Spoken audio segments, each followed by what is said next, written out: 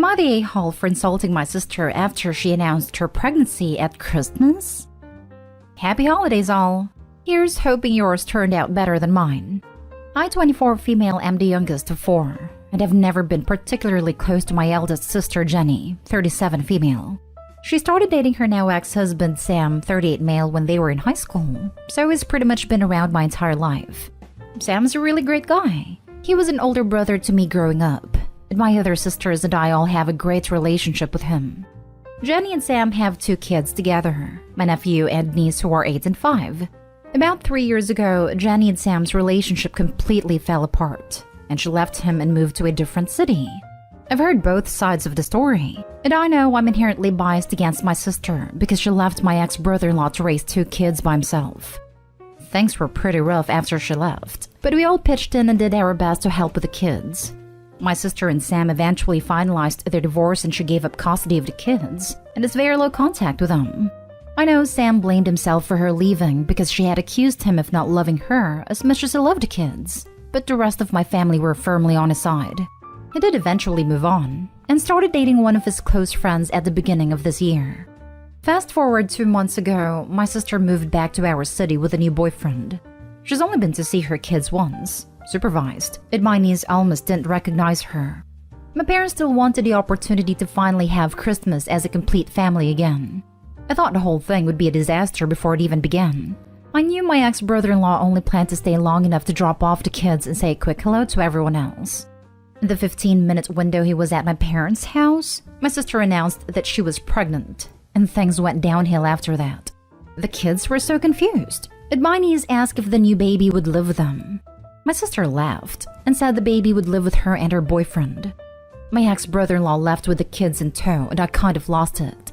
I yelled at my sister and called her selfish and cruel, and a whole slew of insults. Anything I could come up with in the moments before storming out myself.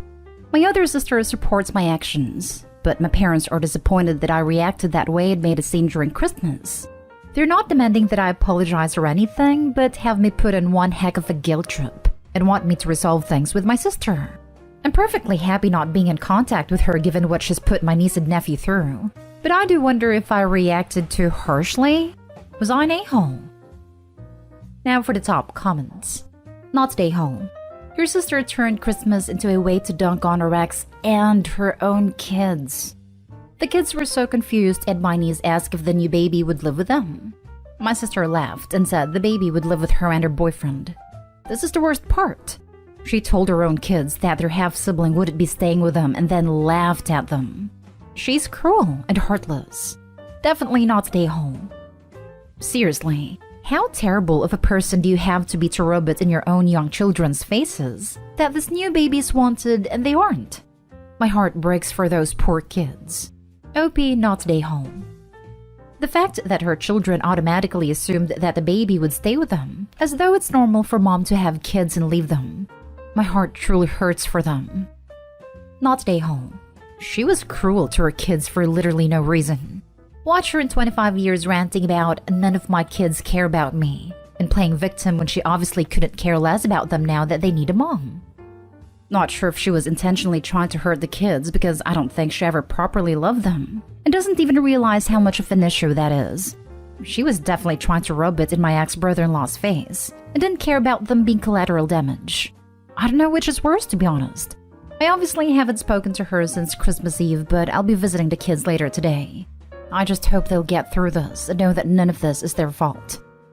I'm sorry to say that level of carelessness that despite she has for her ex, to the point of hurting her own children, makes it better that she maintains no contact with them.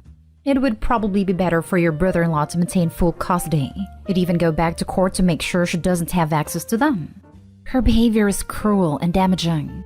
It's unfortunate she doesn't take care of the 2 she has and decides to bring more children into this world. Next story. Am I the a-hole for hiding from my mother-in-law and pretending not to be home? I, 32 female, had a baby 8 weeks ago, and since then my mother-in-law has had a habit of popping by without calling first. I have anxiety at the best of times, but it's a bit worse right now, and when she comes over, particularly when my husband is at work and not there to mediate, I find her constant stream of advice and thinly veiled criticism, like looking intently at the floor while saying, "You must not have a vacuum cleaner," I'll bring one next time I'm over. To be just too much to handle. Both my husband and I have asked that she call before coming over, but she brushes it off, saying that family shouldn't have to call.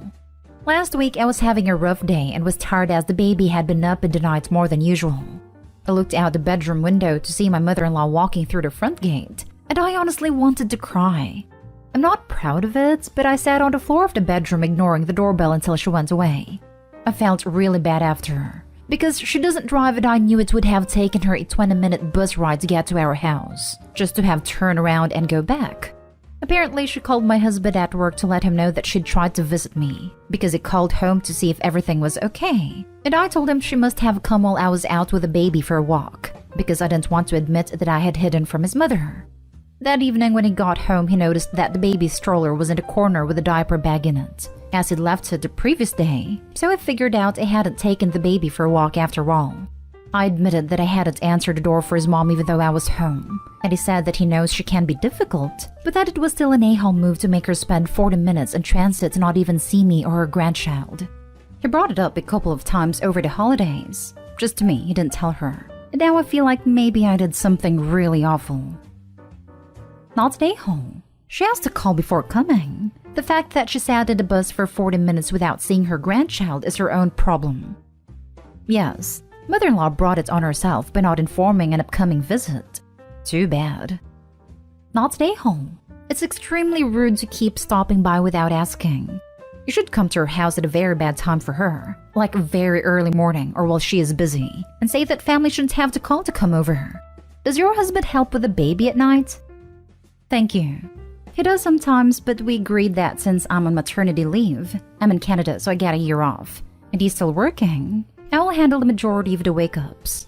When we had a really bad week, the baby had colic. He handled the wake-ups until midnight so I could get a few hours of sleep.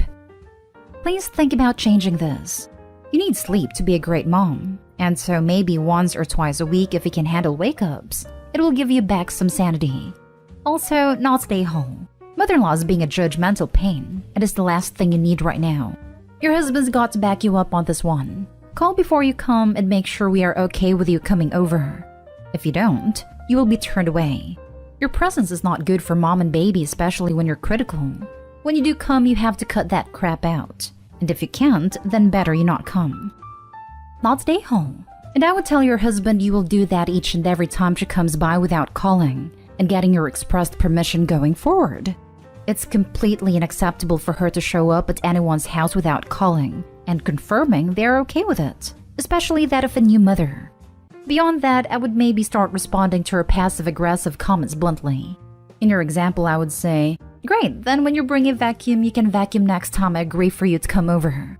That's such a great gift, mother-in-law, for you to willingly vacuum our home." Alternatively, you can say, "I would appreciate no comments about the state of my house, especially when I did not agree to you coming over." Overall, get your husband to be aware you will do this going forward, and he should let his mother know that this is the course of action that you both will be doing. Next story is titled, "Am I the a-hole for agreeing to have my family visit for a week after my wife gives birth?" My wife 23 and I 27 are expecting. She's due this month, and things have been a bit intense recently with her being extra hormonal. We live in a different state than my family, so my wife and I couldn't visit for Christmas. My parents were calling to continue complaining about us not spending Christmas with them, and demanded I make it up for them. I said I was open for any suggestions they had, and they suggested they come stay with us for a week once the baby is born. That way they could spend time with us and the baby as well. I thought, why not? That seemed to be a pretty good suggestion, since it's been months since we've seen each other, so I told them to go ahead and made the invitation official. This morning, my wife was talking about her plans once the baby's here, and that's when I remembered my conversation with my parents. I immediately told her that I agreed to let them over for a week once the baby is born, to make up for the holidays we missed with them. She first looked shocked, then freaked out at me saying I shouldn't have invited them just like that without talking to her first. I asked why not, since she loves them and loves being around them. But she explained that my family can be a lot of work, and having them as guests while caretaking for a newborn is the last thing she wanted. I told her it was no big deal, besides that we could use help if she thought about this way, but she lashed out on me about how the first few days of the baby's life is essential time for bonding and being intimate, and I just took that away from her by inviting my parents and invading her space. I argued that she was being melodramatic right then, because my family are decent people, and I'm pretty sure they'll make this experience a lot more warmer. But she still disagreed, and said if my family were decent, then they wouldn't have accepted my invitation. I clarified to her that I did not invite them, and this was in fact a suggestion made by them, and I just agreed after they complained about me missing spending the holidays with them. She went off on me demanding I call them and cancel everything I planned with them, but I thought that was unacceptable since she did not give a good enough reason for me to do that. And besides, my parents can help, but she still denied that being true. She's gone radio silence for the rest of the day and is acting like my family are somehow making her uncomfortable, though they're not the judgmental or intrusive type, and are just about spending time with each other. Am I the a-hole? Now for the comments. You're the a-hole. Until you push a human out of your body and suffer the physical consequences of it, you absolutely do not get to say that it is no big deal and not good enough reason. Your wife will have just pushed a fair-sized melon out of her body. There is a good chance she will have been torn or cut. There is a good chance she won't be able to sit down. She will potentially be in a diaper and have walnut-sized clots of blood coming out of her body. There is a chance that the bathroom will not be guest-ready after she has been in there because it will look like an abattoir. Are you cleaning up every time she goes in there? Her milk will come in on about day 5, which is often extremely painful and causes a huge hormonal surge and causes the milk blues. Her nipples will not yet have hardened up and might crack and bleed. Your baby may be an angel, but then again it may not. Your wife might be feeding very, very frequently, meaning she won't sleep, she will be exhausted, look like crap, and cry a lot. You think none of this is a good reason to not want to host guests? In short, the only people who should be staying with you are people who have seen her naked and could actually help her in the bathroom like her mother, sister, or husband. This is all if the birth is normal, straightforward delivery. A friend gave birth, tore so much she needed surgery twice, and wasn't fit for visitors for at least a month. And that was just people going for an hour, let alone living in the house. You are the biggest a-hole I've ever seen. You're the a-hole. So instead of having the week after giving birth to begin healing, bonding, time with her little family of 3, you have made it so your wife has to host and put up with having guests? Do you have any idea how much pain she's going to be in? Not to mention the 2 of you learning to be parents. Plus, well done in showing to your wife that at her most vulnerable, you will not be putting her first. Hold on. Edit. Few things so there's no misunderstanding here, alright? First of all, my wife doesn't normally have an issue with my family being around. They all get along pretty good. And second of all, which is an important info, my wife and I talked about having her directly speak to them about why she should rather postpone their visit so we could clear the air. But she refused and said she doesn't want to ruin her relationship with them. It asked me to do it. Tell them not to come. But since my family are upset with me, then me telling them not to come might be taken in an offensive way. So it really feels like I'm stuck between a rock and a hard place. Also, to all the people saying that my wife shouldn't be hosting guests, I don't recall mentioning this nor expecting her to do anything for the family. Matter of fact, I really thought we could maybe use their help, especially my mom. Last story is titled, Am I the a-hole for telling grandmother-in-law if she was a better mom? Her daughter wouldn't be having an allergic reaction, and it isn't my fault at all. I wanted to host Christmas this year, but someone else already had dibs, so I settled for a small Christmas morning brunch. I invited both sides of the family. I made orange rolls, cinnamon rolls, hash brown casserole, and eggs. Mother-in-law is allergic to orange, but I didn't anticipate a problem because she's obviously an adult who can just not eat the orange rolls. I did warn her that the ones on the left were orange. Now for some background, grandmother-in-law and grandfather-in-law messed up their kids so bad. Literally all of mother-in-law's siblings have issues. Mother-in-law is by far the most normal. She has a huge victim complex and some emotional issues, but she has a job and no criminal record, so she's doing better than her siblings. I can't even put into words how bad parenting was. The kids were so spoiled, and then there was no discipline. The mom gave the girls eating disorders. Mother-in-law's sister really bullied her growing up. Grandfather-in-law let his crazy mom come around and spew racist crap. There was zero accountability. For example, mother-in-law drove a car into their house when she was 19 because she had been drinking, and they were just like, meh, and bought her a new car. So on Christmas Day, mother-in-law's sister decided to rub orange frosting on her arm as a prank. It gave her a rash. Mother-in-law immediately began moaning about how we all hate her and bringing up drama from years ago. Mother-in-law's boyfriend was the only one with enough sense to wash mother-in-law's arm.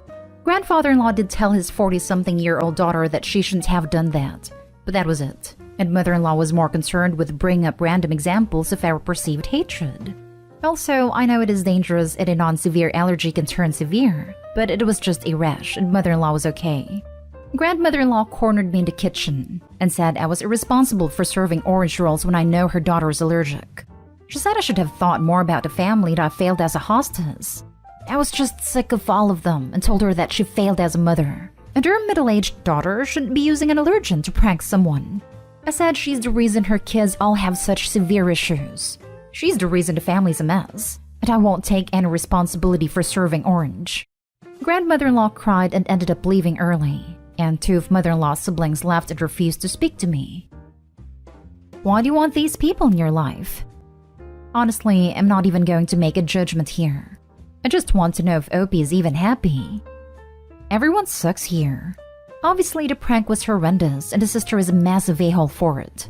You're an a-hole though, because orange is such an easily avoidable allergen. Why would you have it at a meal that excludes someone? Sure, something more common could be harder to avoid, like dairy. But orange? You didn't need to include it. There were plenty of alternatives and orange is a common Christmas flavor. You even decorate trees with them in some countries. As someone with food intolerances, I find it annoying when people twist themselves into knots to avoid serving anything I can't have, instead of just providing me an alternative and trusting me as an adult to feed myself correctly.